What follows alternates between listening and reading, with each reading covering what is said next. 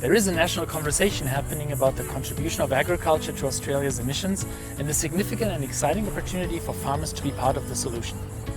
Beef producers are coming under increasing pressure from their buyers to demonstrate environmental improvements. Our cattle producers are rising to this challenge and are reducing their environmental impact. The Emissions Reduction Fund recognizes the benefits of adopting new practices and technologies that achieve this, managing large cattle herds in ways that reduce their emissions.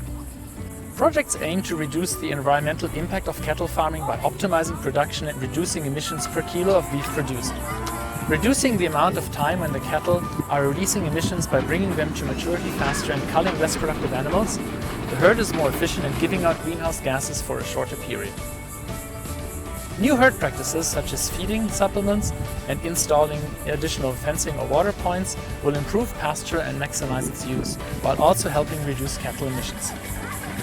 Climate-smart agriculture is benefiting our cattle farmers, optimizing beef production, but it's also part of a wider environmental solution. And there are financial incentives which can help farmers diversify their income streams, so they can sell carbon credits generated from their emissions reduction as a separate commodity. Carbon credits are generated for the measured reduction in emissions compared to a baseline. 1 Australian carbon credit unit for each ton of CO2 equivalent stored or avoided by a project. Farmers can also use the credits themselves to claim carbon neutrality for their meat or their operations. This is increasingly interesting to consumers and helps redefine the image of meat consumption. It can be complex to navigate the project process, especially for smaller farmers, but that's why you get a partner like South Pole involved. So you can focus on what you do best, which is manage your cattle and set up these new practices to see them thrive, while we manage the technical side of things.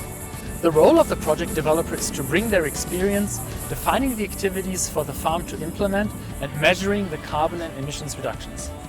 After identifying the project opportunity and setting the emissions baseline, the project is registered with the Clean Energy Regulator and we get to work monitoring implementation of the project activities. At set periods, your project developer will calculate the emissions and carbon abatement that has been achieved against which carbon credits are generated.